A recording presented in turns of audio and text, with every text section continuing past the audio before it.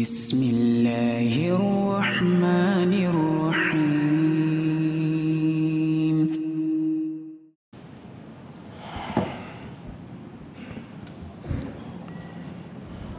بسم الله الرحمن الرحيم. السلام عليكم ورحمة الله وبركاته. الحمد لله الذي بنعمته تتم الصالحات. أشهد أن لا إله إلا الله وحده لا شريك له رب الأرض والسماوات، وأشهد أن محمدا عبده ورسوله خير البريات صلى الله عليه وعلى صحبه والآل والزوجات. أما بعد، الحمد لله أيها الإخوة. Di antara nikmat-nikmat Allah yang tak terhingga banyaknya adalah nikmat untuk tetap menjadi seorang mukmin, tetap menjadi seorang muwahhid, tetap menjadi seorang ahlu sunnah wal jamaah. Karena di tengah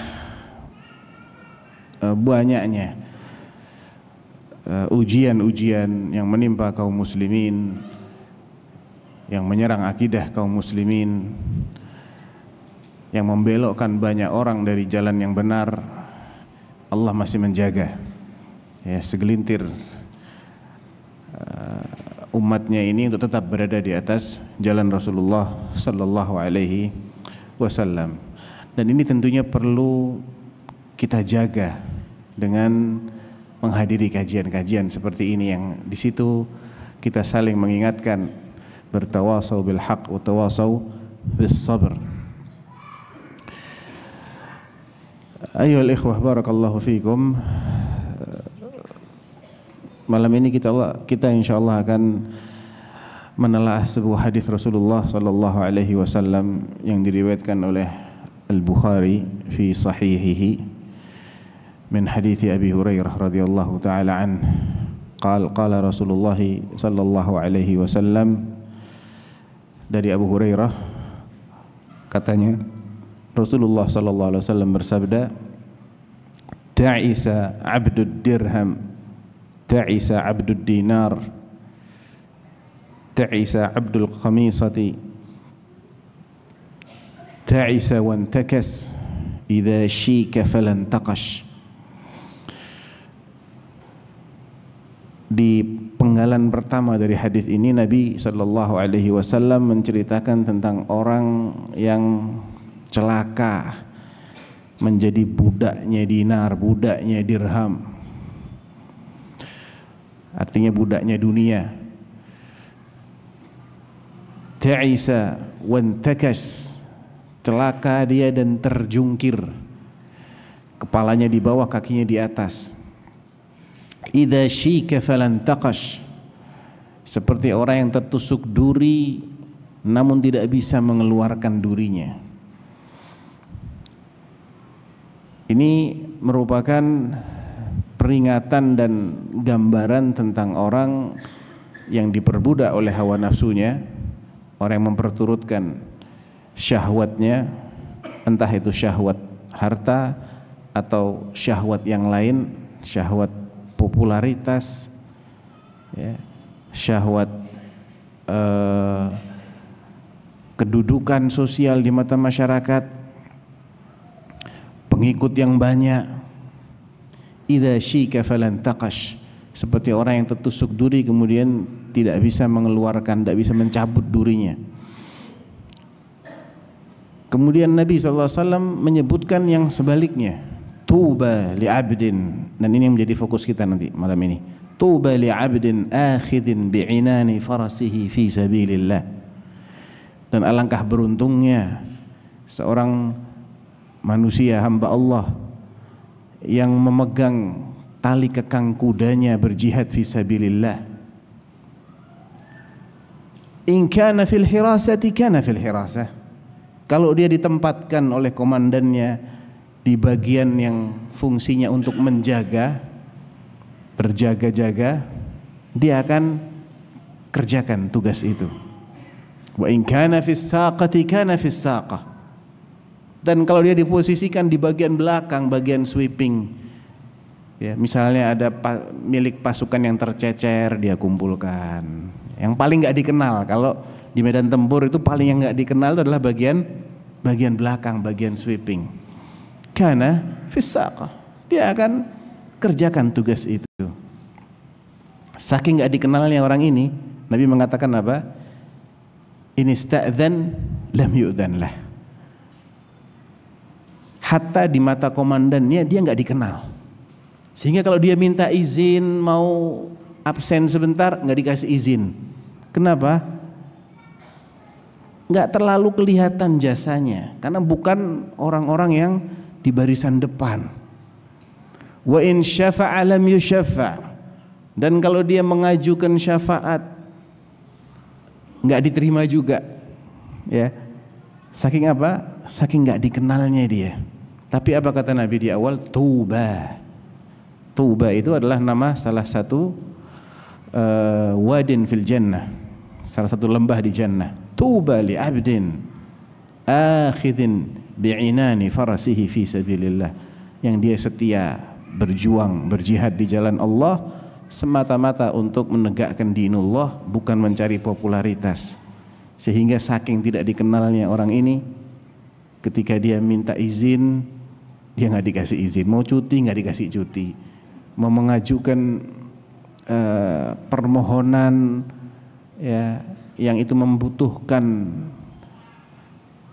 apa semacam bargaining position, semacam kedudukan. Kalau orang punya kedudukan itu ketika dia minta sesuatu biasanya dikabulkan. Tapi kalau orang yang tidak punya kedudukan apa-apa, orang-orang biasa tidak akan didengar.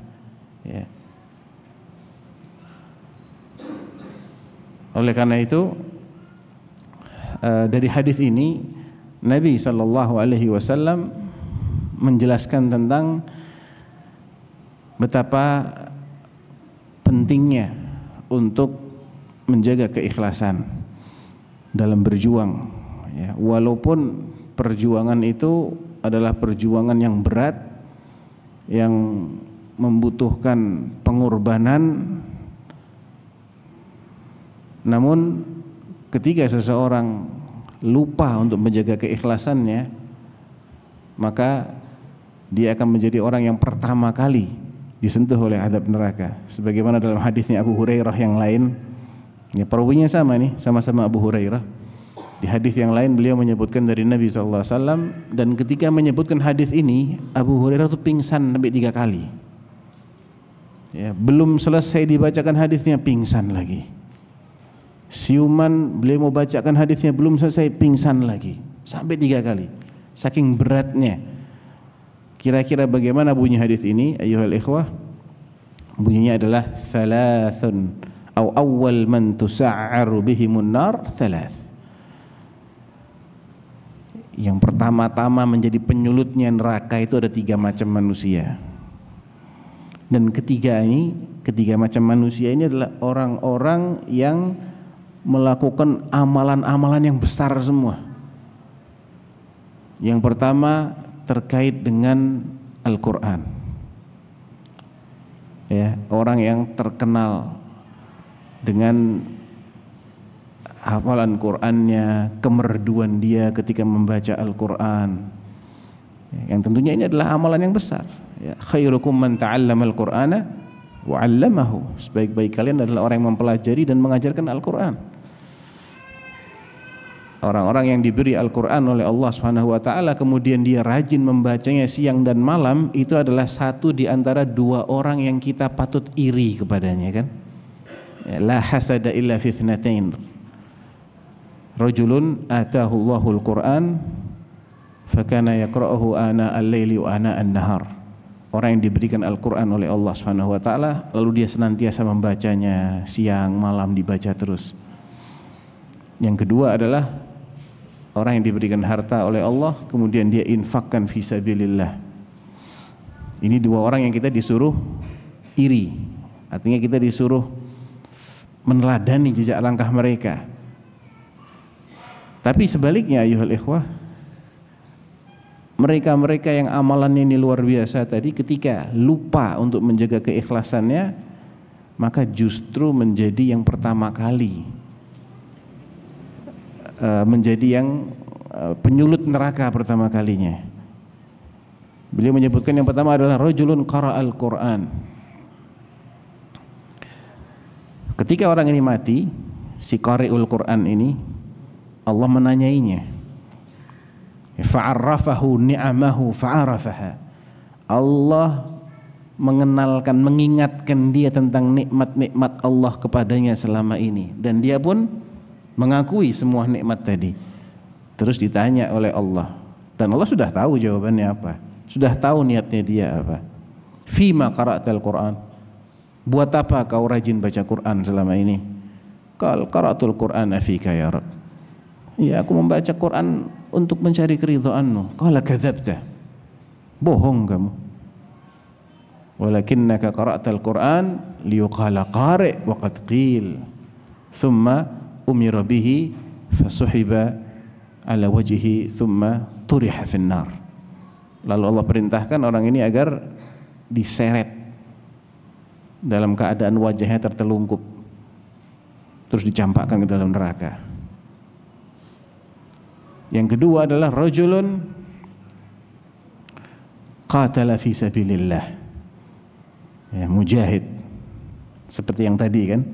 Yang tadi itu nggak ada yang kenal, ya, ditempatkan di mana saja dia terima, dia laksanakan tugasnya, nggak ada orang yang merekam jasa-jasanya, tapi dia bisa menjaga keikhlasannya. Dibilang oleh Nabi, tuba, alangkah beruntungnya orang yang profesinya sama, mujahid fisabilillah, bahkan gugur juga di medan jihad.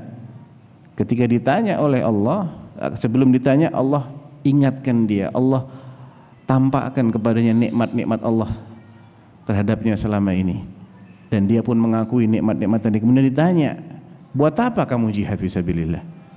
Ya, aku berjihad untukmu ya Allah, untuk menegakkan dinmu, ya, mencari keridhaanmu. Qala kadzabta, bohong kamu. Walakinnaka tujahid wa tuqatil liyuqala jari. Tapi kamu selama ini berperang hanya supaya dijuluki pemberani, ya, supaya dijuluki Masya Allah ini berani ya, pantang mundur ya, nggak pernah takut sama musuh. Itu yang dia cari, ya, pujian manusia. Waqad qil, dan kamu sudah mendapatkan julukan itu. Orang-orang di dunia semua yang sepakat menggelarimu dengan sang pemberani, pahlawan, jagoan, ya, mujahid. Sama nasibnya. Thumma umira bihi fasuhiba ala nafsi ala wajhi thumma turiha fin nar. Allah perintahkan agar para malaikat menyeret orang ini kemudian dicampakkan ke dalam neraka. Dan yang ketiga, warajulun, intinya adalah yang ketiga ini orang yang dermawan, terkenal dia suka menyantuni, suka sedekah. Kemudian setelah meninggal, fa'arrafahu ni'amahu fa'arafaha, Allah ingatkan dia tentang nikmat-nikmat Allah terhadapnya selama ini, dan dia pun mengakui nikmat-nikmat tadi. Kemudian ditanya sama Allah, ngapain kamu selama ini rajin bersedekah? Qala, aku bersedekah untuk mendapatkan ridhamu ya Allah. Qala kadzabta, bohong kamu. Walakinnaka fa'alta dzalik liyuqal jawad atau jawad wa qad qil. Engkau selama ini berbuat seperti itu agar dijuluki sebagai dermawan, penyantun, orang yang suka memberi, ya, tidak pelit, dan kamu juga telah mendapatkan julukan itu. Kemudian dia juga diperlakukan dengan perlakuan yang sama. Jadi ayyuhal ikhwah, Allah Subhanahu wa taala itu tidak melihat pada besar kecilnya amal semata, namun pada sejauh mana ketulusan orang ini dalam beramal, ya. Makanya para salaf mengatakan, rubba amalin saghirin tukabbiruhu niyyah wa rubba amalin kabirin tusaghiruhu niyyah. Ada kalanya amalan itu kecil, sepele, tapi karena niatnya Allah menjadikannya besar. Dan ada kalanya sebaliknya, Amalan itu besar, jihad fisabilillah, orang korban nyawa, korban harta, benda dan jiwanya. Apa yang lebih besar daripada pengorbanan yang menggabungkan antara pengorbanan jiwa dan juga harta? Apa yang paling mahal dimiliki seseorang melebihi nyawanya? Tidak ada. Orang berkorban harta, ini harta juga, jiwanya juga dia korbankan. Tapi gara-gara niatnya tidak benar, kecil, tidak ada nilainya. Bahkan di hadis yang lain Nabi mengatakan juga, hadisnya fi sahih, man tasaddaqa bisadaqatin min kasbin tayyib wa la yaqbalullahu illa tayyiban. Siapa yang bersedekah dari penghasilannya yang halal, walaupun sedikit sedekahnya, dan ingat Allah tidak akan menerima kecuali yang baik-baik, yang halal-halal. Fa innallaha yaqbaluha biyaminih, maka Allah akan menerima sedekah tadi dengan tangan kanannya. Thumma yurabbiha alaih kama yurabbi ahadukum fuluwahu hatta takuna mithlal jibal. Lalu Allah merawat sedekahnya tadi, dibesarkan oleh Allah seperti kalian membesarkan anak kuda kalian. Dari kecil dipelihara tambah besar, sampai besar dia, tingginya mungkin lebih dari 1,5 meter ya. Bahkan kata Nabi SAW, bahkan lebih dari gunung besarnya. Sedekahnya kecil, namun karena keikhlasan yang bersedekah, Allah membesarkan dia. Sebaliknya orang yang bersedekah sampai mengorbankan jiwanya sekalipun, terkenal sebagai dermawan, namun gara-gara niatnya tidak beres, justru itu menjadi bumerang ya. Oleh karena itu, kita ini ketika ingin beribadah, ayyuhal ikhwah, kita mesti faham sifat-sifat Allah yang kita ibadahi. Salah satu sifat Allah yang perlu untuk menjadi istilahnya yang selalu kita ingat adalah Allah itu ghaniyun 'anil alamin. Allah maha tidak butuh kepada alam semesta. Semua yang ada selain Allah itu namanya alam semesta. Ya, jangankan kepada kita, kepada yang jauh lebih soleh dari kita, kepada makhluknya yang namanya malaikat, ya, kepada para nabi, para rasul, para as-siddiqin, as-syuhada, as-salihin, al-awliya, Allah tidak membutuhkan sedikit pun amalan mereka. Yang soleh Allah nggak butuh. Ini amal soleh yang dibahas ya, bukan maksiat jelas. Ini amal solehnya itu Allah nggak butuh. Dan itu Allah tekankan dalam Al-Quran dalam beberapa ayat. Makanya ketika menceritakan tentang perintah haji yang merupakan rukun Islam kelima di surah Al-Maidah kalau nggak salah ayat 96, walillahi 'alan nasi hajjul baiti man istata'a ilaihi sabila. Walillah dimulai dengan untuk siapa haji itu? Walillah. Kewajiban siapa? 'Alan nas, kewajiban manusia. Apa itu kewajibannya? Hajjul bait, berhaji mengunjungi Baitullah. Man istata'a ilaihi sabila. Siapapun yang mampu menempuh perjalanan ke sana, itu menjadi kewajiban dia, dan dia mesti tujukan ibadah hajinya ini untuk Allah. Kalau ada yang nggak mau haji gimana? Wa man kafara fa innallaha ghaniyun 'anil alamin. Barang siapa yang ingkar kepada kewajiban ini, maka sesungguhnya Allah maha tidak membutuhkan alam semesta. Ketika Allah bercerita tentang jihad fisabilillah yang juga merupakan puncak amal seseorang karena pengorbanan terhadap nyawanya, Allah menceritakan di surah Al-Ankabut ya kalau nggak salah ya, man jahada fa innama yujahidu li nafsihi. Siapa yang berjihad, sejatinya dia berjihad untuk kepentingan dirinya, untuk kebaikan dirinya, untuk kemaslahatan dirinya. Hakikatnya itu begitu ayuhal ikhwah. Hakikatnya Islam ini pasti akan berjaya. Pasti. Itu sudah sunnatullah. Dan ketika ada orang-orang yang tidak mau memperjuangkan din ini, memperjuangkan Islam di suatu masa, maka Allah akan ciptakan manusia-manusia lain yang mau memperjuangkannya. Ya. Jadi bukan berarti kalau kita tidak memperjuangkan Islam, Islam terus kalah. Enggak. Terus Islam yang rugi. Enggak. Kita yang rugi. Makanya Allah sebutkan man jahada fa innama yujahidu innama lagi. Sebetulnya tidak lain tidak bukan dia berjihad untuk kebaikan dirinya.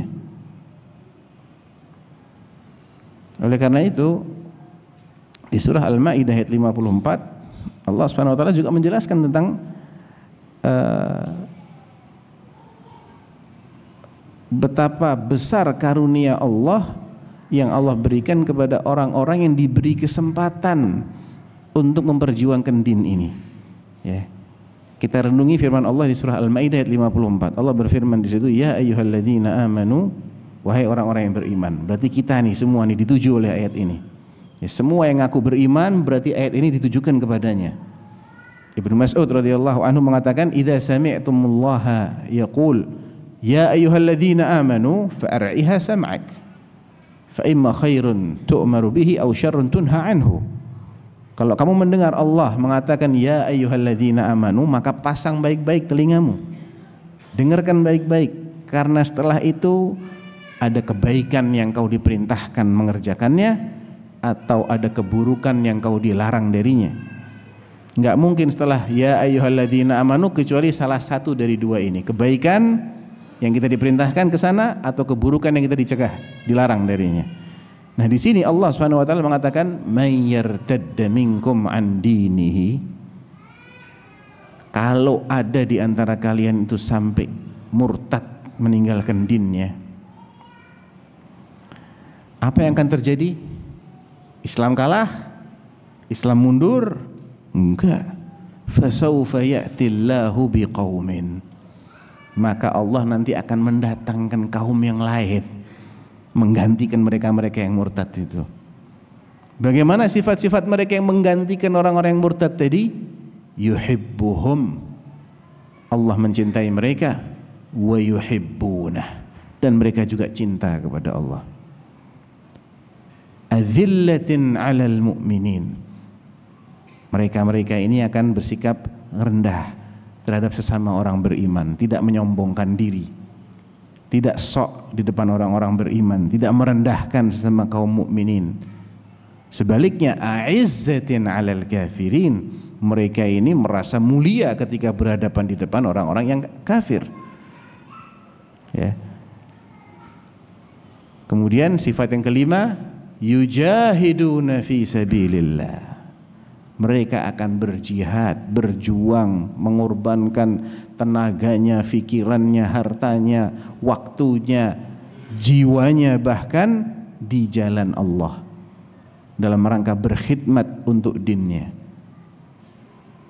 Dan yang keenam, wala yakhafuna laumata laim, dan mereka tidak pernah takut dibuli sama orang-orang, enggak pernah takut diledek, dicemooh, enggak, karena tujuan mereka jelas.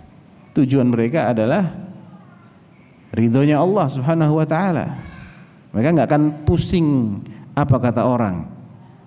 Nah, kalau ada orang-orang yang seperti ini, apakah berarti Islam itu hutang budi kepada mereka? Apakah berarti Allah Subhanahu wa taala berhutang kepada mereka? Enggak, sebaliknya.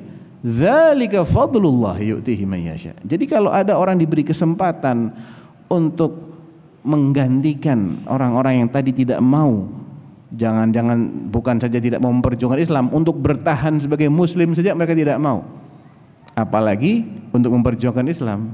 kemudian diganti oleh orang lain, orang-orang yang menggantikannya adalah orang-orang yang mendapatkan karunia Allah yang besar. Dzalika fadlullah, itu adalah karunia-Nya Allah. Jadi kalau kita ini diberi kesempatan oleh Allah Subhanahu wa taala untuk berkhidmat buat dinnya, ya, maka ini kita dikasih karunia besar sama Allah, ya ikhwah. Yu'tihi man yasha, yang itu Allah berikan kepada orang-orang yang Allah kehendaki, ya. Jadi jangan sampai kita ini beribadah kepada Allah namun kita tidak paham bagaimana sebetulnya hakikat diberi nikmat untuk menjadi hamba Allah ini, sehingga kemudian kita mulai tidak ikhlas kepada Allah. Amal yang kita ikhlaskan saja Allah nggak butuh loh, apalagi nggak ikhlas, ya. Itu sifatnya Allah Subhanahu wa taala, ghaniyun 'anil 'alamin, tidak butuh kepada alam semesta. Tidak menjadi semakin mulia ketika banyak orang yang beriman kepadanya, banyak orang yang taat kepadanya, dan tidak berkurang sedikit pun kemuliaannya Allah, kekuasaannya Allah, hatta semua manusia ini kafir, semuanya maksiat. Ya, dalam hadis qudsi fi Sahih Muslim, Allah menceritakan tentang masalah ini. Allah mengatakan, ya bani Adam, law anna awwalakum wa akhirakum. Masuk waktu ya? Adzan dulu. Baik, kita adzan dulu, nanti kita sambung selepas adzan.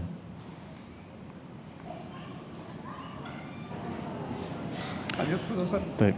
Bismillahirrahmanirrahim. Assalamualaikum warahmatullahi wabarakatuh. Alhamdulillah, wassalatu wassalamu ala khairi khalqillah Muhammad bin Abdullah wa ala alihi wa sahbihi wa man walah, amma ba'd. Saya lanjutkan tentang hadis yang tadi sempat kita jeda karena azan kemudian salat Isya, wa huwa ma rawahu al-Imam Muslim fi sahihihi. Ini adalah hadis qudsi. Agak panjang hadisnya, namun intinya ada pada apa yang disebutkan oleh Allah Subhanahu wa taala dalam hadis qudsi ini. Ya ibadi, law anna awwalakum wa akhirakum wa insakum wa jinnakum, seandainya kalian wahai hambaku, baik jinnya maupun manusianya, yang pertama sampai yang terakhir. Bayangkan semua manusia yang pertama sampai yang terakhir, dan semua jin yang pertama sampai yang terakhir. Berarti di antara manusia ini termasuk para nabi dan para rasul. Jamaah sekalian, betul kan? Termasuk para as-siddiqin, termasuk as-syuhada, as-salihin, al-awliya. Selagi mereka namanya manusia, maka masuk dalam maksud dari hadis ini. Wa jinnakum, jinnya juga. Kanu ala atqa qalbi rajulin wahidin minkum, semuanya memiliki hati yang paling bertakwa di antaranya, di antara mereka semua. Kira-kira siapa makhluk yang paling bertakwa? Baginda Rasulullah Muhammad sallallahu alaihi wasallam, ya kan?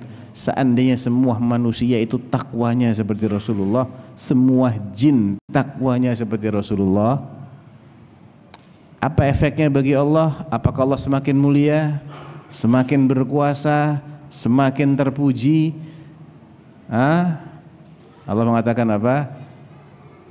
La yazidu dzalika fi mulki syai'a. Itu tidak menambah kekuasaanku sedikit pun. Amal ibadah kita, ketakwaan kita tidak menguntungkan Allah sedikit pun, tidak menjadikan Allah semakin mulia, semakin berkuasa sedikit pun.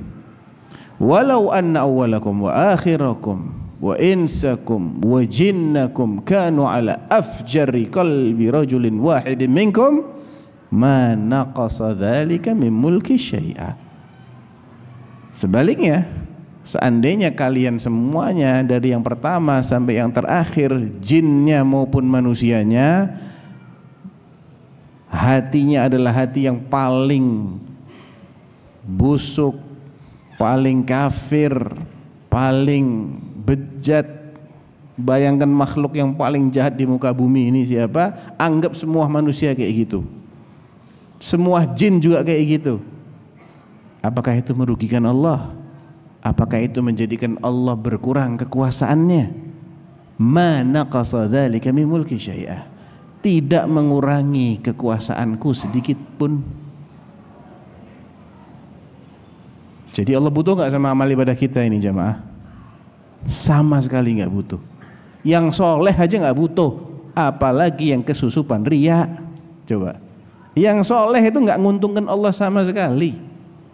Tidak menjadikan Allah semakin terpuji, enggak menjadikan Allah semakin berkuasa, apalagi yang dia pamer-pamerkan, dia cari pujian manusia di situ. Ya. Makanya kita mesti ngerti nih sifat Allah ini. Kita ibadah kepada Allah itu harus pakai ilmu. Jangan cuma pakai asumsi. Bahaya loh pakai asumsi itu. Pakai dugaan-dugaan.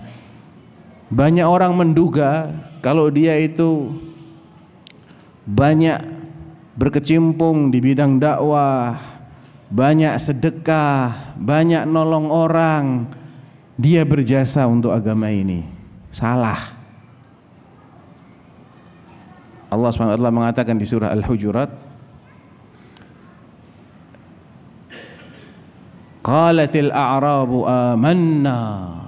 Orang-orang Arab Badui itu datang kepadamu wahai Muhammad sallallahu alaihi wasallam dan mereka memproklamasikan keimanan mereka. Kami sudah beriman ya. Qul lam tu'minu walakin qulu aslamna. Kalian sebetulnya belum beriman, kalian baru masuk Islam.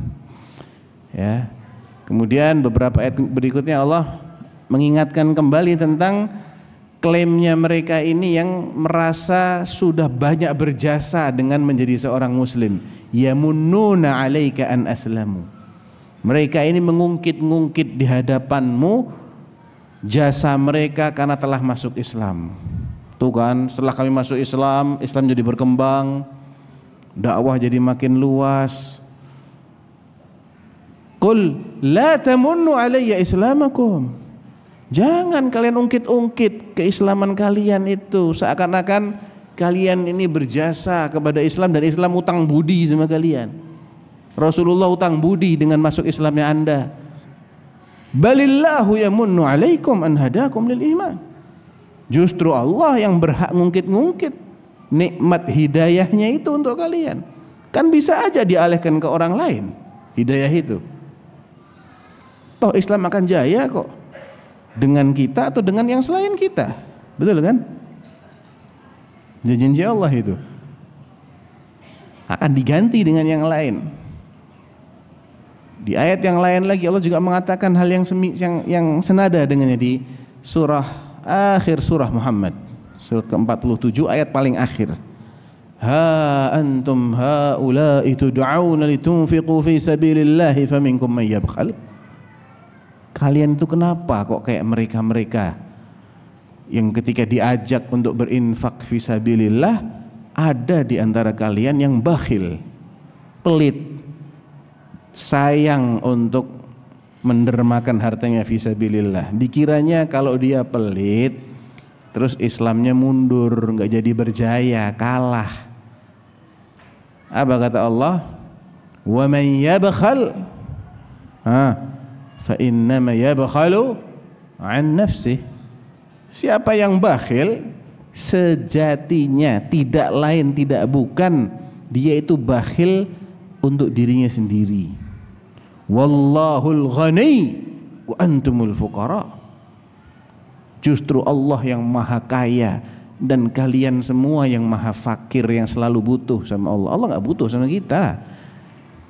Ya Allah kalau mau memenangkan agama ini jamaah cukup dengan satu kata. Kata itu terdiri dari 2 huruf. Apa kira-kira? Kun. Innama amruhu idza arada syai'an ay yaqula lahu kun. Kun saja, bukan kun fayakun Allah bilangnya. Kun. Fayakun itu efek dari kata-kata kun. Jadilah, maka akan terjadi apa yang Allah kehendaki untuk terjadi. Semudah itu. Ya, semudah itu. Tapi sunnatullah Allah tidak akan memberikan sesuatu kecuali ada sebab-sebabnya. Pasti Islam ini akan jaya, pasti akan menang. Ya, dengan kita atau dengan yang lain. Kalau kesempatan tidak kita ambil, dialihkan sama Allah kepada yang lain. Fakta sejarahnya begitu. Allah akan muliakan siapa yang memperjuangkan din ini. Wala yansurannallahu man yansuruh. Allah benar-benar akan memenangkan, menolong siapa yang menolong Allah. Bukan menolong zatnya Allah, Allah nggak butuh ditolong. Ya, maksudnya menolong dinullah. Dan sekali lagi bukan berarti agama Allah itu butuh untuk kita tolong. Kitanya yang butuh untuk nolong agama Allah. Kitanya ini yang perlu untuk berbuat sesuatu untuk menyelamatkan diri kita. Karena pasti akan ada yang nolong agama ini. Pasti akan menang. Jadi ayyuhal ikhwah, karena Allah tidak pernah butuh kepada amal kita, tidak menambah apapun bagi Allah. Yang soleh-soleh enggak menjadikan Allah semakin mulia. Yang maksiat juga tidak akan menurunkan kemuliaannya Allah. Makanya kita mesti waspada dengan yang merusak keikhlasan. Allah tuh cemburu banget. Ya, di antara sifat Allah itu adalah sifat cemburu, nggak mau diduakan. Ana aghna syuraka'i 'anil syirk. Man 'amila 'amalan asyraka fihi ma'iya ghairi taraktuhu wa syirkah. Aku adalah yang paling tidak bisa disanding-sandingkan. Tidak bisa disekutukan. Siapa yang beramal sesuatu kemudian dia persekutukan aku dengan yang lain, ya niatnya untuk Allah tapi juga kepengen yang lain juga. Dan ada buat yang lain aja sama Allah. Taraktuhu wa syirka, aku akan tinggalkan amalan itu buat yang lain. Nah, kalau kita sudah tahu bagaimana hakikat amal ibadah kita ini untuk siapa kemaslahatannya, dan itu sekali lagi untuk diri kita. In ahsantum ahsantum li anfusikum. Kalau kalian berbuat baik, sejatinya kebaikan itu kembalinya kepada diri kalian. Wa in asa'tum falaha. Kalau kalian berbuat buruk juga kembali untuk diri kalian sendiri. Kalau kita sudah tahu hakikat ini ayyuhal ikhwah, maka kita harus senantiasa minta kepada Allah untuk mengikhlaskan segala amalan kita. Jadi untuk bisa jadi orang yang mukhlis itu perlu beberapa hal. Ini kesimpulan kajian kita ya. Pertama, kita perlu doa. Ya, di antara doa yang diajarkan Rasulullah adalah Allahumma ja'al amali kullahu salihah. Ya Allah, jadikanlah amalku amal soleh semuanya. Waj'alhu liwajhika khalisa.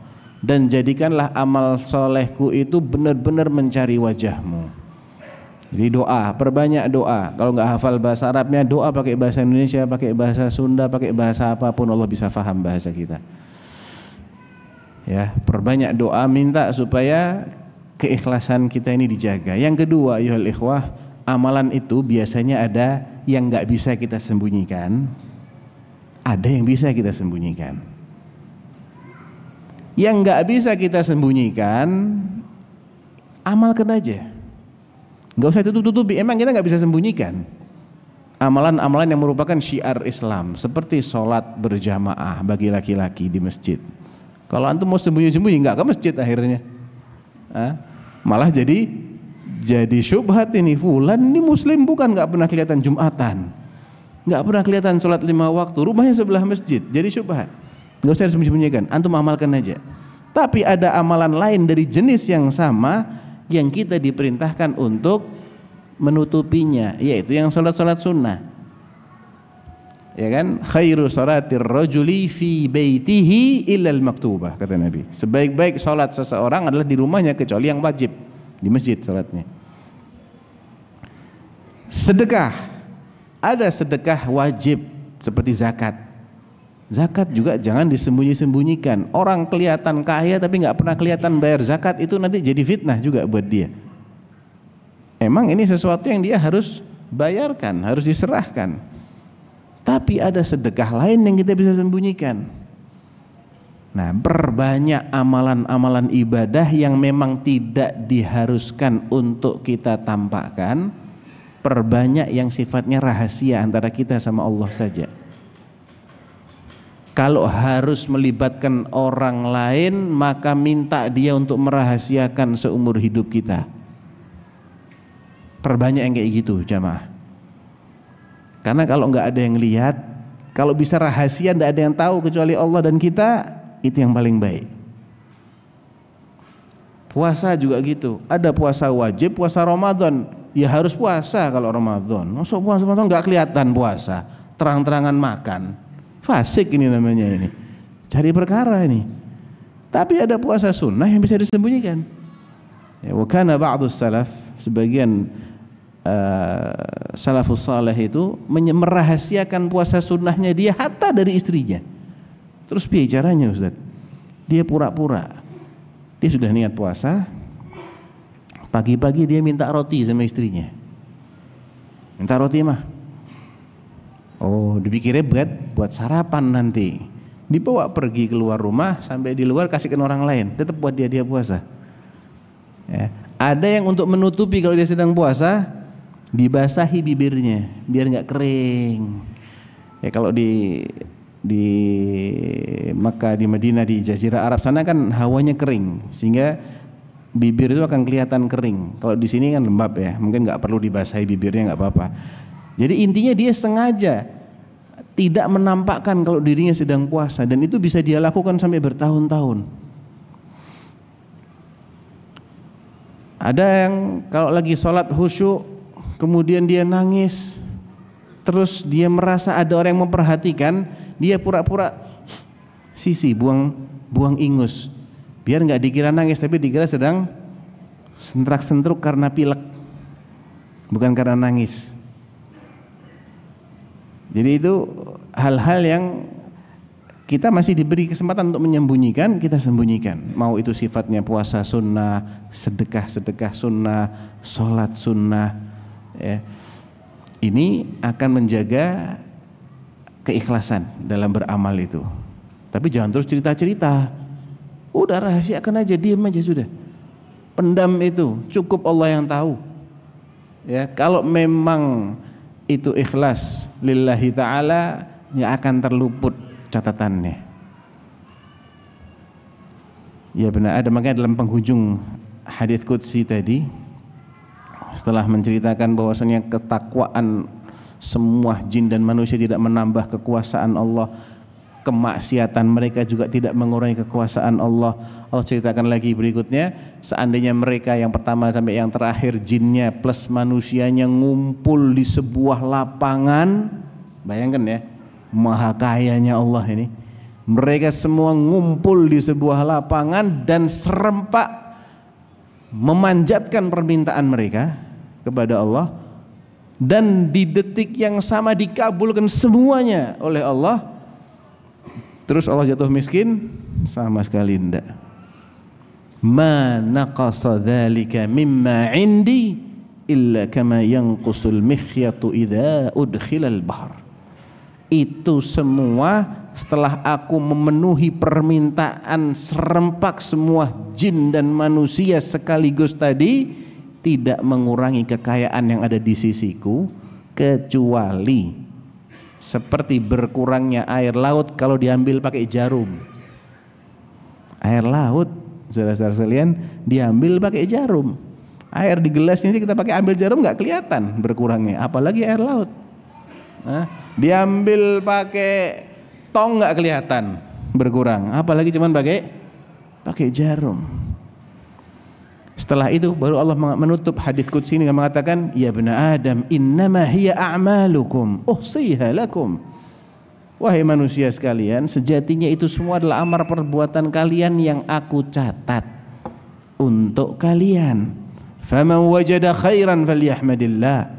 Yang kalau setelah itu seseorang mendapatkan balasan yang baik, ya, jangan pernah mengira bahwa dia pantas mendapatkan bayaran atas amalnya. Enggak. Itu murni karena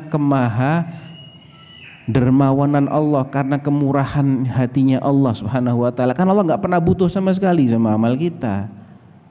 Enggak pernah butuh sedikit pun. Dan kalau Allah membalas amal kita itu, balasannya jauh lebih besar daripada amalnya kita. Innama hiya a'malukum uhsiha lakum thumma uwaffikum iyyaha. Kemudian aku akan belikan balasan yang sempurna nanti untuk kalian. Faman wajada khairan falyahmadillah. Siapa yang mendapatkan hal-hal yang baik, balasan yang baik, hendaklah dia terima kasih kepada Allah, bersyukur. Karena sekali lagi, itu bukan karena Allah membutuhkan amal dia, bukan karena amal dia itu berharga. Amalnya semua manusia tidak ada harganya di mata Allah. Apalagi cuma satu. Amalnya Nabi tidak menambah Allah semakin kuasa, apalagi amalnya kita. Wa man wajada ghaira dzalik fala yalumanna illa nafsah. Dan siapa yang mendapatkan balasan yang selain yang baik-baik, siksa Allah misalnya, jangan pernah nyalah-nyalahkan Allah, salahkan dirinya sendiri. Sudah dikasih peringatan sama Allah, sudah dijelaskan jalannya bagaimana, apa yang harus dilakukan, apa yang enggak boleh dilakukan. Kok masih nekat? Ya salahkan dirinya sendiri. Jadi ayolah ikhwah, pertama kita perbanyak doa kepada Allah agar menjaga keikhlasan kita. Yang kedua, perbanyak amalan-amalan yang rahasia antara kita sama Allah. Bisa dirahasiakan, bisa. Ya. Ali Zainal Abidin rahimahullahu taala, cucunya Ali, cicitnya Rasulullah berarti ya. Ali bin Husain ibn Ali bin Abi Thalib. Julukannya Zainal Abidin. Beliau itu diketahui bahwa hampir setiap malam keliling mikul gandum di punggungnya itu untuk dibagi-bagikan ke rumah janda. Tidak ada yang tahu kecuali setelah dia meninggal. Karena apa? Janda-janda yang biasanya dapat santunan gandum tiba-tiba berhenti, dan ketika jenazahnya dimandikan ada bekas di punggungnya dia itu, bekas dia selama ini mikul sesuatu yang berat. Berarti ini selama ini yang ngasih sedekah ke janda, bukan perawan. Ya, kalau perawan nanti bisa macam-macam niatnya. Janda malam tidak ada yang tahu, bukan siang-siang ketahuan nanti. Cari waktunya malam. Dan yang diberi adalah orang yang tidak bisa diharapkan apa-apa. Ya, nggak bisa diharapkan apa-apa. Jadi usahakan kita punya amalan-amalan yang seperti itu, yang menjadi rahasia antara kita dengan Allah. Langkah yang ketiga atau kiat yang ketiga untuk menjaga keikhlasan adalah kalau tersusupi riya di tengah-tengah kita beramal, dilawan, ditolak, ditepis. Ya. Jangan diikuti. Misalnya awalnya dia ikhlas, sholat, tiba-tiba ada yang memperhatikan, terus dibagus-baguskan bacaannya karena ada yang memperhatikan, terus dia terlena, enggak, dilawan. Lah, anak berbuat ini lillahi ta'ala, dia mau lihat, dia enggak mau lihat, anak enggak urusan. Jangan juga dijelek-jelekan, jangan. Kadang orang itu, wah ini daripada saya dikira membagus-baguskan, saya jelek. Enggak, karena kita diperintahkan untuk membaca secara tartil. Warattilil Qur'ana tartila, diperintahkan untuk khusyuk, untuk menerapkan sunnah dalam sholat. Tetap lakukan itu karena Allah SWT, dilawan, jangan diikuti. Jadi riya itu tidak akan membahayakan manakala dia menyusup di tengah-tengah kita beramal, kemudian kita tolak. Dia hanya akan berbahaya manakala dia menyusup terus kita biarkan. Akhirnya merubah awalnya dia ikhlas menjadi riya, menjadi dia niatnya apa? Riya. Ya. Kemudian yang ke berapa? 4 deh. Yang keempat, ketika kita terlanjur terlena ya misalnya dengan bisikan untuk tidak ikhlas kepada Allah, segera kita taubat. Ya, karena riya itu adalah dosa, dan dosa itu cara menghapusnya dengan taubat. kalaulah dosa syirik saja yang akan menghapus semua amal tanpa pandang bulu, itu bisa diampuni oleh Allah, syirik akbar nih, itu bisa diampuni kalau kita taubat, maka apalagi yang tidak sampai ke tingkat syirik akbar atau syirik asghar seperti riya, ya. Jadi kalau seseorang sudah terlanjur misalnya, aduh kenapa ya saya tadi tidak ikhlas, tobat istighfar, minta ampun kepada Allah Subhanahu wa taala, sesali itu insya Allah diampuni oleh Allah Subhanahu wa taala, ya.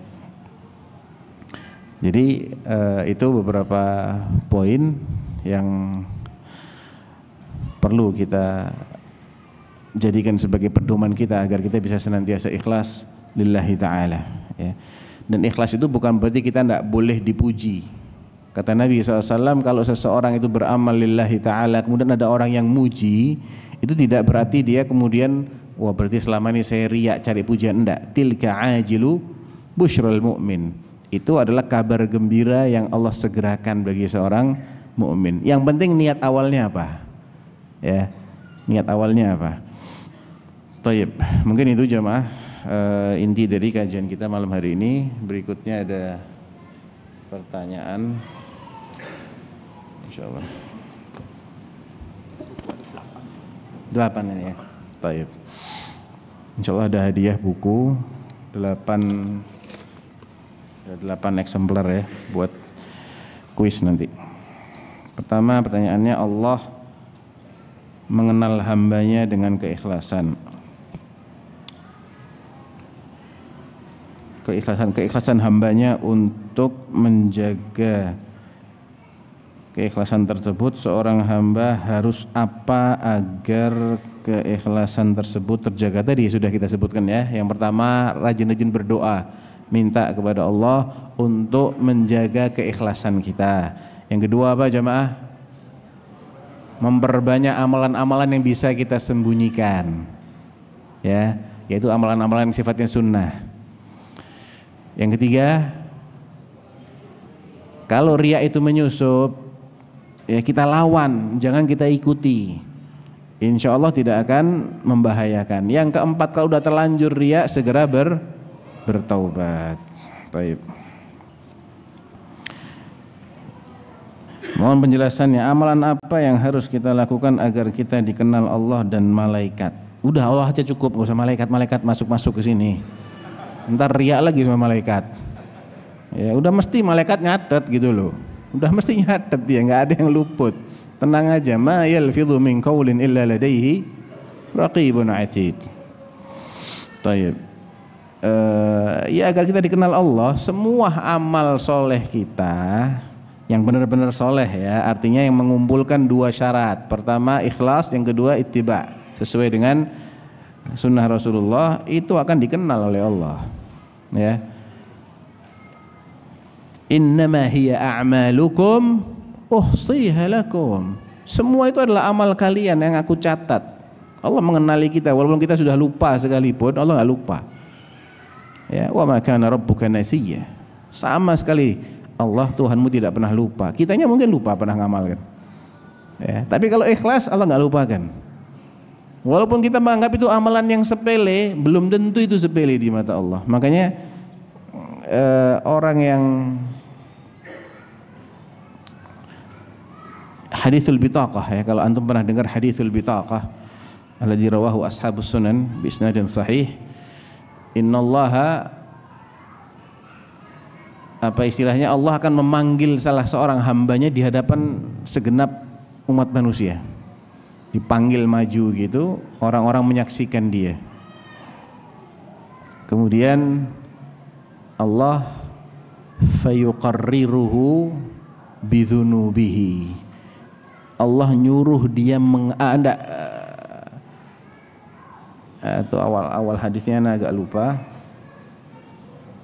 Iya, intinya Allah memanggil dia, kemudian setelah dia datang ke hadapan Allah, Allah bentangkan di hadapannya 99 catatan amalnya dia, yang ukuran masing-masing catatan itu adalah kullu sijilin minhu mithlu maddil basar.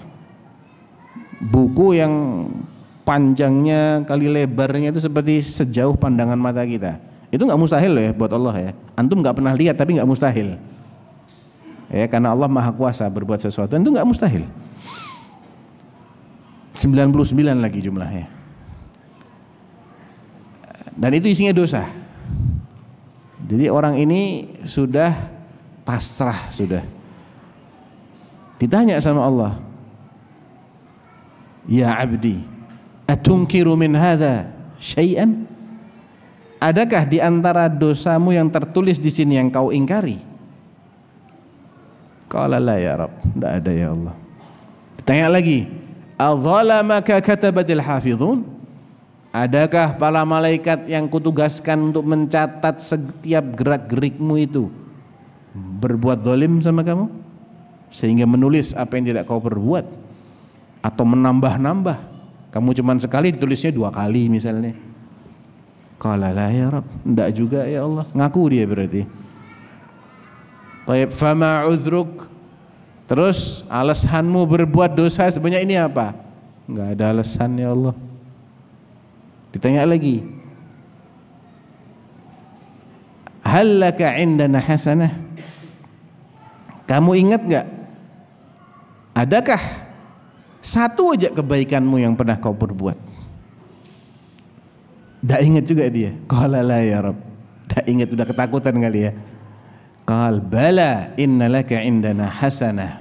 Oh enggak, justru masih ada satu kebaikanmu yang tercatat di sisi kami. Jadi yang penting itu tercatatnya di sisi Allah sebagai kebaikan, bukan sebagai keburukan. Ya dia beramal tapi tidak memenuhi syarat untuk dianggap sebagai amal soleh, dicatat tapi tidak ada manfaatnya, tetap dicatat sama Allah, cuman nanti dijadikan sebagai debu-debu yang berterbangan. Wa qadimna ila ma 'amilu min 'amalin faj'alnahu haba'an manthura. Kami hadirkan semua yang pernah mereka amalkan. Ini kalau orang-orang yang tidak diterima amalnya, maka kami jadikan dia seperti debu, tidak ada artinya. Jadi intinya, kalau kita ingin dikenal Allah, beramallah yang ikhlas, beramallah yang sesuai dengan petunjuk Nabi sallallahu alaihi wasallam. Allah pasti kenal kita. Allah pasti mencatat. Nah, bagaimana keadaan seorang hamba tanpa adanya atau tanpa hadirnya ridha Allah di kehidupannya? Ya, pasti dia akan sengsara, akan sempit hidupnya, penuh dengan tekanan hidup, ya. Dan itu juga karena kesalahan si hamba, ya, karena kesalahannya dia salah dalam menjalankan kehidupan ini, tidak menjalankan kehidupannya sesuai dengan bimbingannya Allah Subhanahu wa taala. Dikasih peringatan nggak mau digubris peringatannya, diperintah untuk begini nggak dikerjakan, dilarang untuk begini dikerjakan malahan. Nah itu yang akan mendapatkan kehidupan yang penuh, yang sempit, sesak, ya. Wa man a'rada 'an dzikri fa inna lahu ma'isyatan dhanka wa nahsyuruhu yaumal qiyamati a'ma. Qala rabbi lima hasyartani a'ma wa qad kuntu basira. Qala kadzalika atatka ayatuna fanasitaha fakadzalika al-yauma tunsa. Ay tutrak. Nasitaha ini kamu mengabaikan peringatan-peringatan ayat-ayat kami selama di dunia ini, maka pada hari ini kami pun akan mengabaikan kamu. Bukan melupakan, ya Allah tuh nggak lupa. Nisyan yang ditetapkan untuk Allah tuh nisyan bimakna tark. Jadi ada sifat nisyan yang ditetapkan untuk Allah, ada juga sifat nisyan yang dinafikan. Wa ma kana rabbuka nasiya. Ini nisyan yang dinafikan, artinya adalah az-zuhul, lupa. Allah enggak lupa. Tapi nasullaha fanasiyahum, artinya tarakullah fatarakahum. Mereka meninggalkan peringatan-peringatan Allah, Allah tinggalkan juga. Enggak diurusi sama Allah. Tapi Allah enggak lupa. Jadi kalau at-tark itu sifatnya Allah. An-nisyan bimakna tark sifatnya Allah. An-nisyan bimakna az-zuhul bukan sifat Allah. Ya, terjemahan itu susah. Kadang terjemahkan lupa. Allah nggak lupa. Di sini maknanya bukan Allah lupa, tapi Allah mengacuhkan mereka, enggak menggubris mereka, meninggalkan mereka. Jadi kalau Allah tidak meridhai seseorang, dia akan serba tidak nyaman. Yang kedua, apakah ada tanda-tanda Allah tidak meridhai seorang hamba? Ya kalau dia banyak maksiat pasti nggak diridhai oleh Allah. Ya karena ridho itu lawannya adalah murka. Ridho ada penyebabnya, murka juga ada penyebabnya. Kalau ingin diridhai Allah, ya berbuatlah yang diridhai Allah. Tandanya orang-orang nggak diridhai Allah, dia banyak maksiat. Dia banyak maksiat. Entah maksiat dengan meninggalkan kewajiban atau maksiat dengan melanggar yang dilarang. Itu pasti Allah nggak meridhai. Walaupun kadarnya beda-beda. Ada kalanya sampai kadar yang parah sekali mencapai tingkat kufur, wah ini jelas Allah murka. Kalau enggak taubat dia, maka tidak ada sedikit pun ampunan untuknya. Tapi kalau belum sampai ke tingkat kufur atau syirik akbar, maka masih ada harapan Allah mengampuni. Ya. Nah, jadi intinya orang yang tidak diridhai Allah itu adalah orang yang banyak berbuat maksiat. Bagaimana hukumnya jika ada seorang hamba Allah dia bersedekah menggunakan uang pribadinya tetapi diatasnamakan untuk kelompok atau untuk yayasan supaya katanya selain dirinya yang mendapat pahala juga kelompoknya tersebut juga mendapatkan pahalanya. Bagus. Jadi Nabi juga mencontohkan yang seperti itu. Ketika Idul Adha, Nabi menyembelih 2 ekor domba. Domba yang pertama itu untuk beliau dan ahli baitnya semuanya, istri-istrinya ya, semuanya dengan seekor domba yang pertama. Domba yang kedua ketika beliau mau sembelih, beliau bilang begini, Allahumma hadza anni wa amman lam yudhhi min ummati. Ya Allah, ini atas namaku dan atas nama umatku yang tidak bisa berudhiyah. Jadi boleh, tapi jangan lupa mengikutsertakan diri kita. Kadang-kadang orang lupa, diniatkan untuk orang lain semua. Niatkan dulu buat diri antum juga butuh loh pahala, butuh amal soleh. Ya. Jangan merasa sudah turah-turah, sudah berlebih surplus pahalanya. Kita tidak tahu mana di antara amal soleh kita yang diterima. Jadi niatkan untuk diri kita, kemudian setelah itu ikut sertakan siapa yang kita ingin. Mau ikut sertakan, ya Allah ini juga untuk kedua orang tua, ya untuk teman-teman saya, untuk guru-guru saya, boleh. Ya, atau dia meniatkan atas nama komunitas atau yayasan itu untuk menutupi bosnya itu dari dia supaya dia lebih mudah menjaga keikhlasan. Itu juga bagus. Misalnya soalnya dia yang sedekah, ini ada titipan dari muhsinin, dari donatur. Oh iya, catat. Siapa? Hamba Allah. Enggak apa-apa, bagus. Oh ini dari teman-teman nih. Ya, jadi itu bisa diniatkan untuk mengikutsertakan orang lain atau untuk menutupi amal tersebut. Di daerah kami apabila mau berkurban atau bersedekah selalu diumumkan di depan para jamaah, terutama setelah melaksanakan sholat Id. Selain itu, apabila telah selesai berkurban, kulitnya dijual. Dalam kurung hasil dari penjualan kulit dibagikan untuk panitia dan anak yatim. Yang ingin ditanyakan, satu, untuk menjaga keikhlasan apa yang harus dilakukan? Apakah berkurban di daerah sendiri atau keluar daerah? Taib, ini masalah menampakkan sedekah itu asalkan tidak merusak keikhlasan itu baik. Allah mengatakan in tubdus shadaqati fa ni'mahi. Kalau kalian menampakkan sedekah kalian maka itu bagus. Wa in tukhfuha wa tu'tuhal fuqara fa huwa khairul lakum. Tapi kalau kalian sembunyikan dan kalian berikan kepada fuqara itu lebih baik lagi. Jadi menampakkan sedekah itu tidak mutlak tercela. Dia akan tercela kalau niatnya pamer, niatnya cari pujian orang, riya. Tapi kalau niatnya dia ingin menjadi contoh dalam kebaikan, insya Allah dia dapat pahalanya double. Pahala sedekahnya dia dan pahala memotivasi orang lain untuk bersedekah. Ya. Jadi tidak selalu orang yang menampakkan sedekah itu mesti riya, belum tentu. Ya. Apabila dia ini adalah orang tokoh panutan, boleh jadi dia dianjurkan untuk menampakkan supaya ada yang ngikuti. Tapi kalau dia orang biasa-biasa aja, ya mending nggak usah ditunjukkan. Ya, atau dia berat nanti belum cukup kuat, ya nggak usah ditunjukkan, sembunyikan sedekah itu. Bilang aja ke panitia, nggak usah disebut namanya, nggak wajib disebut namanya. Ya, kadang kebiasaan kita itu disebut satu-satu, ini korbannya saudara fulan, kelamaan ya, akhi.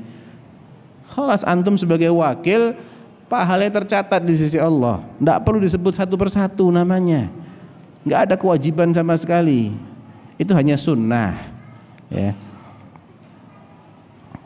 Kemudian pertanyaan berikutnya, kalau memang untuk menjaga keikhlasan apa yang harus dilakukan? Kalau memang tradisi setempat selalu menyebut nama dan antum khawatir, ya silahkan. Antum nggak usah potong kurban di situ, antum potong sendiri aja kurbannya. Sunnahnya malah potong sendiri, Nabi potong sendiri, walaupun juga boleh menyerahkan ke orang lain. Ya, potong sendiri kan nggak ada yang perlu diumumkan toh. Cukup diri kita yang menyebut Allahumma anni wa amman, Allahumma hadza, Allahumma minka walak, misalnya ya, Allahumma taqabbal minni. Kalau dia mau atasnamakan orang lain, Allahumma hadza anni wa an siapa, walidayya, kedua orang tuaku. Disebutnya lirih saja. Baik. Kemudian hukum menjual kulit kurban. Nah, ini kalau panitia ingin menjual kulit kurban, maka minta kepada si pekurban di awal ketika nyerahkan kambing, Pak, kulitnya hadiahkan ya ke panitia. Hadiahkan kulitnya ke panitia. Minta dari awal begitu. Kalau sudah dihadiahkan, oh ya silahkan, antum mau jual boleh, karena sudah jadi miliknya panitia. Tapi kalau nggak ada akad apa-apa, hukum asalnya panitia itu perwakilan kan, perwakilan. Nah, kemudian kadang yang agak seringkali juga menimbulkan pertanyaan, mau jadi panitia tapi syaratnya dapat dagingnya 2 kali lipat. Syaratnya sambel 2. Tahu sambel ya? Sambel juga di sini istilahnya. Enggak, paha.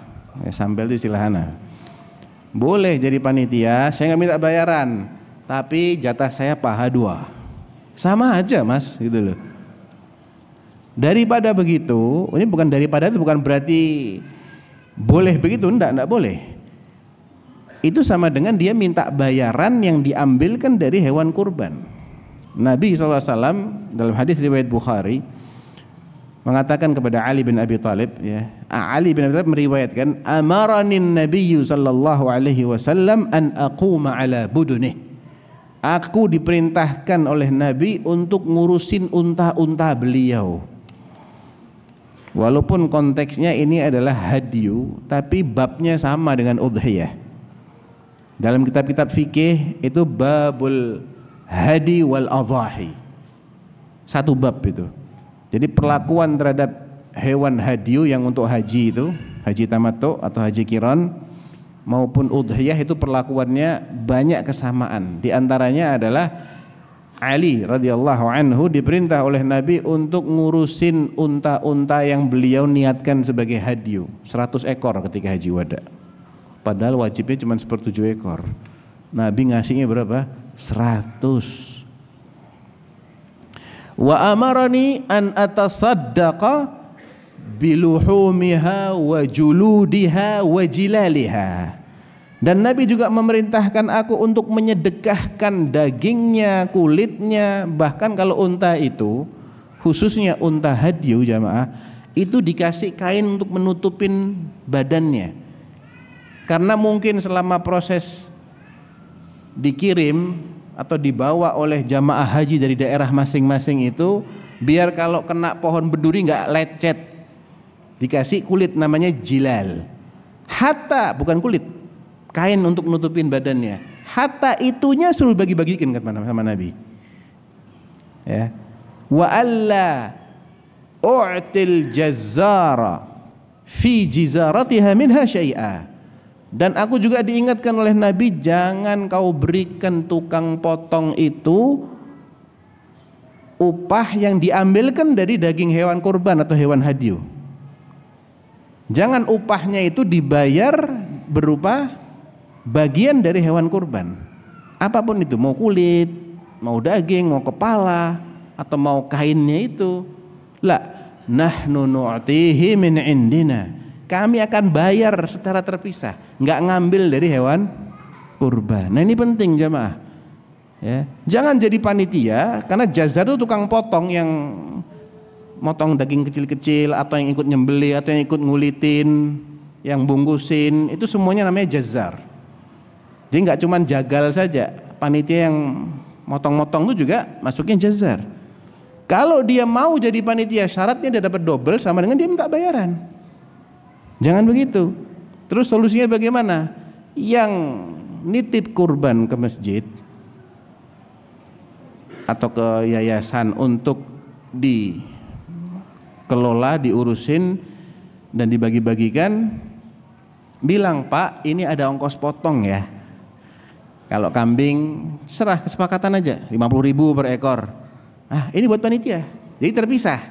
Nggak ngambil dari daging.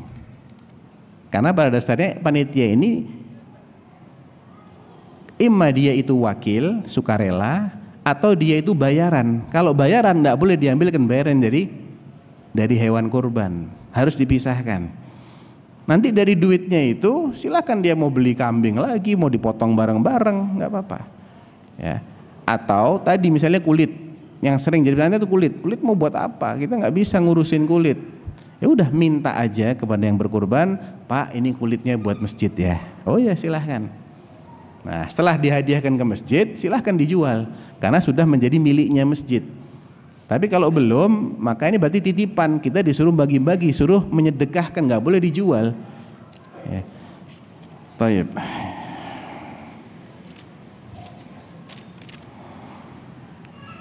Allah yang menciptakan setiap isi hati manusia. Lalu apa hikmah Allah menciptakan hati yang ikhlas dan yang tidak ikhlas?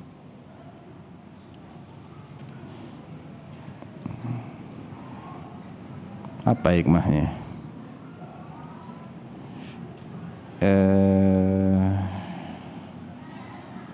Sekarang kalau pertanyaannya kita balik aja deh. Apa hikmahnya Allah menciptakan ada orang mukmin, ada orang kafir? Kurang lebih sama tuh. Apa hikmahnya? Ya ujian. Wa nabluukum bisyarri wal khairi fitnah. Keburukan, kebaikan yang Allah timpakan kepada kita itu adalah bentuk fitnah, ujian. Karena kita tidak bisa menganggap sesuatu itu baik kecuali kalau ada lawannya. Kita nggak bisa bilang ini ikhlas kecuali karena ada yang tidak ikhlas. Kita nggak bisa bilang ini mukmin kecuali karena ada yang sebaliknya, ada yang kafir. Jadi itu hikmahnya supaya yang mukmin ini nampak keistimewaannya, supaya orang yang ikhlas itu nampak keistimewaannya, maka Allah ciptakan ada yang tidak ikhlas. Tapi jangan kemudian Allah yang disalahkan. Salahnya Allah kalau gitu nyiptakan itu saya nggak ikhlas. Enggak, salahnya ente, bukan salahnya Allah. Ya, kan Allah sudah jelaskan untuk ikhlas bagaimana. Kamu harus lawan bisikan hawa nafsu itu. Kamu harus takut terhadap azabnya Allah yang ditujukan bagi orang-orang yang riya. Kok masih nekat riya? Kok masih nekat gak ikhlas? Ya. Sebagaimana kufur dan iman itu pilihan juga. Ya. Orang yang ingin beriman jalannya ke sini. Allah sudah jelaskan, Allah nggak menghalang-halangi satupun hambanya untuk menjadi orang mukmin. Difasilitasi sama Allah, justru dikasih akal, dikasih pendengaran, dikasih penglihatan, diturunkan Rasul, diturunkan kitab suci. Oh Rasulnya udah meninggal, yang lanjutkan terus sampai hari kiamat akan selalu ada yang mendakwahkan. Ya. Kalau Allah ingin menghalang-halangi, jadikan aja dia buta, tuli, nggak punya akal, habis itu masuk ke neraka. Itu namanya Allah menghalang-halangi. Selagi Allah masih memberikan dia akal, dikasih kesempatan, dikasih panca indera, fasilitas ada, tapi dianya nggak mau, ya kan salahnya dia. Salahnya dia. Padahal udah ada ancamannya, udah jelas. Dia nggak mau tahu juga sama ancaman itu, nggak percaya juga, ya salahnya sendiri. Jadi yang penting itu kita nggak usah menanyakan apa hikmahnya ini, enggak. Yang penting kita berbuat, berjalan di jalan yang sudah Allah tetapkan ini, di jalan-jalan keselamatan yang sudah Allah jelaskan, dan istiqomah di situ. Apakah ketika kita mengajar seperti les privat dan berbayar, apakah itu merusak keikhlasan kita karena meminta imbalan berupa bayaran? Tergantung ilmu yang diajarkan. Ya, kalau itu ilmu-ilmu dunia nggak ada masalah, karena ilmu dunia itu dijual untuk dunia 100% juga nggak apa-apa. Ya, tapi kalau ilmu-ilmu akhirat, ilmu syar'i, maka yang dijual bukan ilmunya.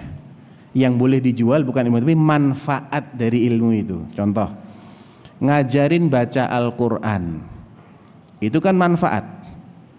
Saya minta bayaran sekian, bukan karena saya ngajinya, bukan, tapi karena saya ngajarin orang ini untuk bisa ngaji, dan itu adalah manfaat. Tapi kalau ngajinya antum, nggak boleh antum jual, nggak boleh antum jual. Ya, jadi yang dijual itu adalah manfaat yang ditimbulkan. Kalau ingin lebih besar pahalanya, jangan jadikan itu sebagai satu-satunya tujuan. Saya nggak mau kalau nggak dibayar sekian. Nah, itu biasanya dihindari oleh para ulama. Ada Imam Ahmad rahimahullah pernah ditanya, ada seseorang yang bilang, ana nggak mau ngimamin kecuali kalau dibayar sekian. Kata beliau, a'udzubillah, wa man yusalli khalfa hadza. A'udzubillah, emangnya siapa yang mau jadi makmumnya orang kayak gini? Tapi seandainya dia tidak mematok tarif, dia ngimamin kemudian dikasih mukafaah. Karena apa? Karena dia melakukan sesuatu yang bermanfaat. Dengan adanya yang mau menjadi imam, tegaklah sholat berjamaah. Kan manfaat kan itu? Manfaat. Muadzin, ya, boleh nggak muadzin dibayar? Boleh, tapi jangan jadikan itu sebagai syarat. Saya nggak mau adzan kecuali sekali adzan 100.000. Jangan begitu. Ya adzan, kumandangkan adzan. Kalau ada yang mau relawan, itu yang lebih didahulukan. Kalau enggak, ya karena dia nggak bisa kalau harus disambil. Saya ini ada kerjaan Pak, saya harus tinggalkan kerjaan saya. Masa saya tinggalkan kerjaan, saya nggak dapat kompensasi apapun? Ya mending saya tak kerja aja. Artinya ketika kondisinya mengharuskan adanya mukafaah, berikan dia mukafaah, tidak ada masalah, karena ada manfaatnya. Dengan adanya yang mengumandangkan adzan, orang jadi tahu waktu sholat, orang jadi berangkat ke masjid. Ini manfaat. Jadi yang dijual itu bukan lantunan adzannya, bukan, tapi manfaat yang ditimbulkan dari adzan. Baca Quran, kalau yang dijual adalah manfaatnya, seperti ruqyah. Ruqyah itu kan manfaatnya adalah efek dari bacaan. Ya. Itu tidak mengapa seseorang meminta bayaran, ya.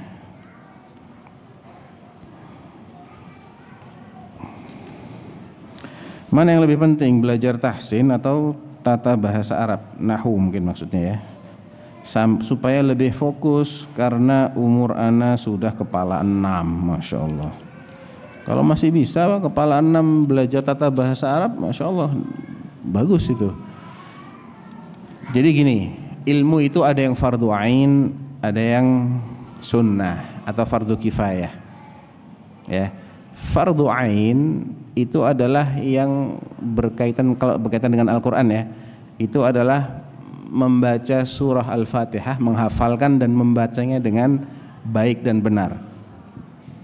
Yang fardu ain sebetulnya cuma itu, karena yang dijadikan sebagai rukun sholat adalah Al-Fatihah kan, menurut jumhur tentunya ya. Jumhur ulama mengatakan membaca Al-Fatihah itu adalah rukun min arkanus shalah, khilafan lil Hanafiyah. Kalau madhab Hanafi mengatakan ma tayassara minal Quran, enggak harus Al-Fatihah. Tapi yang rajih adalah Al-Fatihah itu harus dibaca sebagai salah satu rukun sholat, sehingga kalau orang baru masuk Islam, ya dia harus segera menghafal surat Al-Fatihah dan bisa membacanya dengan baik. Jadi tahsinnya difokuskan dulu ke Al-Fatihah. Adapun mempelajari tata bahasa Arab, ya sebetulnya kalau dia itu mengerti maknanya, maka selebihnya dari Al-Fatihah itu insya Allah juga sifatnya sunnah. Jadi kalau saran Anda sudah kepala 6, ini pernah belajar tahsin atau belum?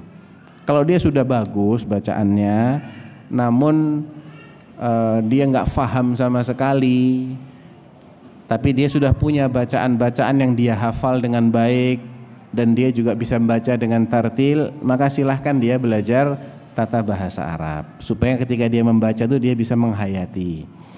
Tapi kalau dia belum pernah belajar tahsin, maka belajar tahsin dulu minimal sampai dia menguasai Al-Fatihah. Mau lebih baik Al-Fatihah dan surat-surat pendek di juz amma, Qisarul Mufassal, Ad-Duha sampai An-Nas yang biasanya sering dibacakan itu. Atau dia punya hafalan juz amma, ya dilanjut sampai juz amma selesai. Jadi ketika dia membaca surat-surat atau ayat-ayat yang dia hafal, dia bisa membacanya dengan tajwid. Baik. Sudah semua ya. Berikutnya adalah pembagian. Ini nanti sesuai dengan jumlah buku. Ada 8, berarti ada 8 pertanyaan. Siap? Baik, insyaallah. Akhwat juga, gimana kita? Tahunya gimana? Ada mic di atas. Oh, baik. Cuman nunjuknya gimana ya? Misalnya yang mau jawab siapa lebih dulu gitu? Ada panitia di atas. Baik, kita bagi-bagi aja ya, 4 ikhwan, 4 akhwat gitu pertanyaannya. Baik.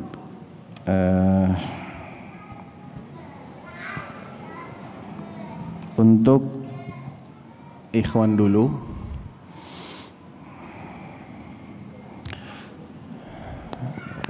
sebutkan 2 solusi untuk menjaga keikhlasan. Rafif, Masya Allah. La tukhti. Allah, bismillah.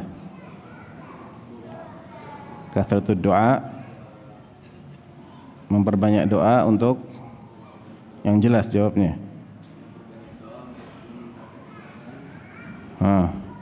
Satu.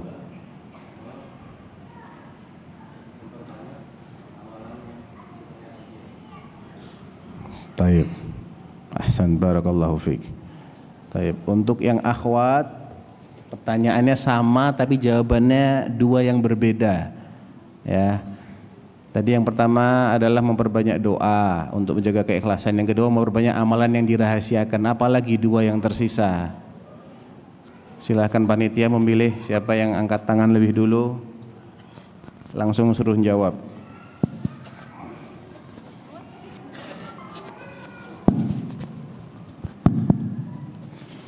Yang ketiga, ketika datang ria, ketika kita beramal segera lawan. Terus yang keempat, kalau kita terlanjur terlena oleh ria, segera bertaubat. Masya Allah, ahsanti, barakallahu fiik. Ini kita sisihkan ya hadiahnya, nanti dikasihkan. Baik, pertanyaan yang ketiga buat ikhwan.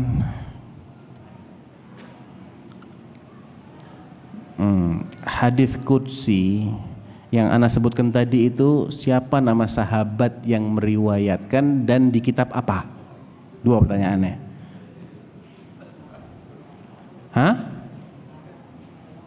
Bukan. Abu Dzar. Baik, di kitab?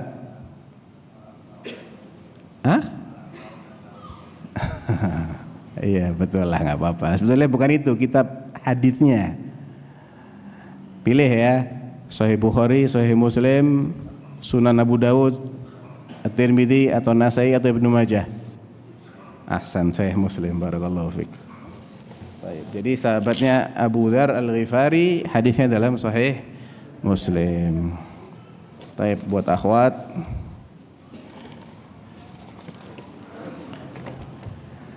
Hadis yang pertama kali tadi ana baca tentang budak dinar, budak dirham, ya, kemudian orang yang memegang tali kudanya di fisabilillah, ya, kalau dia ditaruh di bagian penjagaan dia jaga, taruh di bagian belakang pasukan dia menjaga di sana dan seterusnya. Itu siapa sahabat yang meriwayatkan dan di kitab apa? Ini akhwat nih, ikhwan ntar dulu. Ya panitia silahkan pilih. Abu Hurairah. Abu Hurairah, betul. Di kitab? Jangan Arba'in Nawawiyah lo ya. Pilih Sahih Bukhari, Sahih Muslim, Sunan Abu Dawud, Sunan Tirmidzi, Sunan Nasai atau Sunan Ibnu Majah, salah satu. Sahih Bukhari. Masya Allah, ahsanti, barakallahu fiik. Betul juga, titip. Baik, pertanyaan ke-5 buat ikhwan.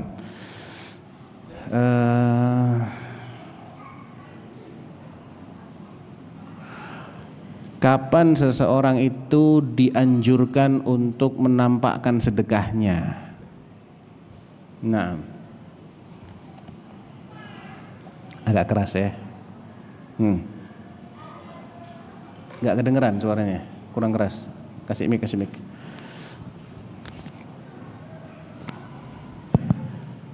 Ketika dia sedang melakukan amalan-amalan wajib. Amalan-amalan, enggak, sedekah ini yang saya tanya. Kapan seseorang itu dianjurkan untuk menampakkan sedekahnya? Oh, ketika seperti zakat. Ketika melakukan amalan yang wajib seperti zakat. Seperti zakat. Udah itu aja. Sedekah. Ya udah. Ada yang mau menambahkan yang lebih lengkap kira-kira?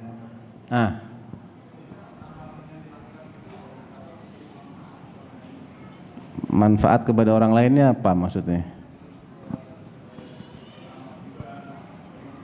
Memotivasi orang lain untuk beramal. Mutlak, nggak ada syarat lain? Cukup itu? Ini kurang-kurang semua ya jawabannya. Kenapa? Dia terhindar dari riya. Baik. Ini kalau dibagi dua kitabnya rusak ini. Taib, anak kasih satu pertanyaan lagi ya antara antum berdua ini. Apa pertanyaannya? Taib, ada yang bisa menyebutkan satu ayat yang menunjukkan bahwasanya Allah tidak butuh sama amal kita? Di antara yang berdua nih, antum bisa? Wallahul ghani wa antumul fuqara. Barakallahu fiik. Ya udah enggak apa-apa. Nanti antum dapat pahala insyaallah, tenang aja ya. Baik, buat akhwat sebutkan satu ayat yang lain ya selain wallahul ghani wa antumul fuqara yang menunjukkan Allah tidak membutuhkan amal ibadah kita. Silakan panitia.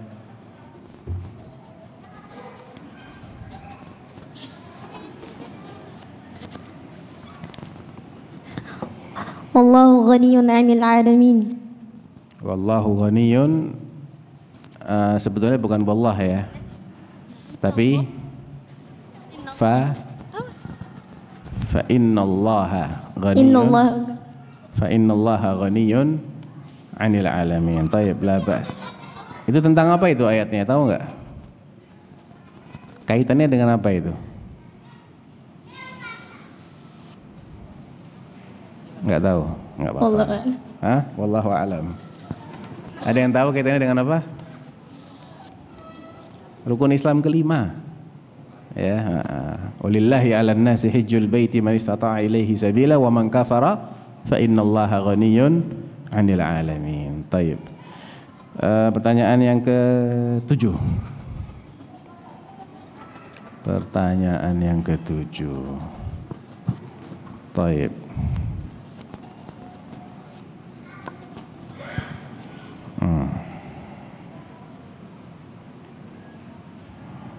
Tadi ada pertanyaan tentang bagaimana solusi ya tentang kulit hewan kurban. Ada yang tahu dari jawabannya apa? Masya Allah. Dihadiahkan? Yang benar jawabnya. Jangan cepat-cepat. Dihadiahkan ke siapa? Bagaimana solusi menggunakan atau supaya kulit itu bisa dijual oleh panitia? Nah, wes.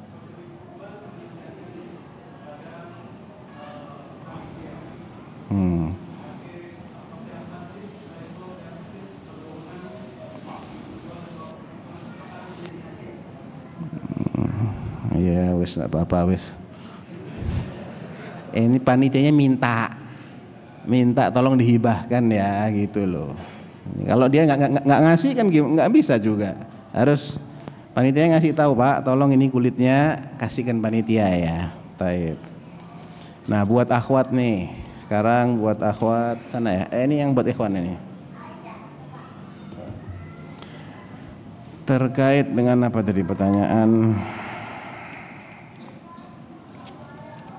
Nah, terkait yang mana yang lebih didahulukan, belajar tahsin atau belajar bahasa Arab?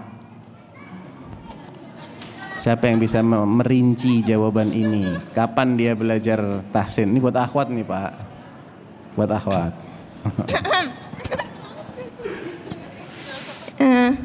Yang pertama itu surat Al-Fatihah. Bagaimana? Yang fardu ain yang dipelajari di Al-Quran adalah menghafal surat Al-Fatihah dan bacaannya bagus. Baru kalau misalnya untuk memahami Al-Quran dengan baik, cara memahami Al-Quran dengan baik adalah mempelajari tata bahasa Arab. Jadi kalau di Al-Quran pertama Al-Fatihah, yang kedua baru kalau untuk pemahamannya baru mempelajari tata bahasa Arab. Jadi kalau dia belum bisa baca Al-Quran dengan baik dan benar, dia tahsin dulu atau belajar bahasa Arab dulu? Tahsin dulu, surat Al-Fatihah. Minimal sampai Al-Fatihah fase. Barakallahu fiik. Baik. Cukup ya, insyaallah. Mudah-mudahan bermanfaat.